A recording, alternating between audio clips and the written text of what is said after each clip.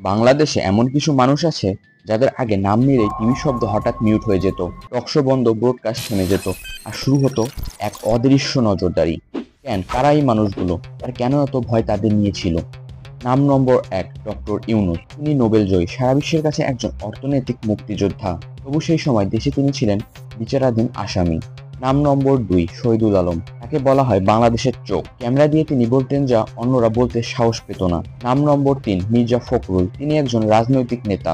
নাম নম্বর 4, রেজিনা ইসলাম, একজন মহিলা সাংবাদিক। তিনি প্রকাশ করেন স্বাস্থ্য মন্ত্রণালয়ের দুর্নীতি। নাম নম্বর 5, নুরুল হক নূর, একজন ছাত্র নেতা, যার ডাকে উত্তাল হয়েছিল ঢাকা বিশ্ববিদ্যালয়। নূর ছিল প্রতিবাদের প্রতিচ্ছবি, এবং সে প্রতিচ্ছবি আগে সরকার দেখতে চাইতো না।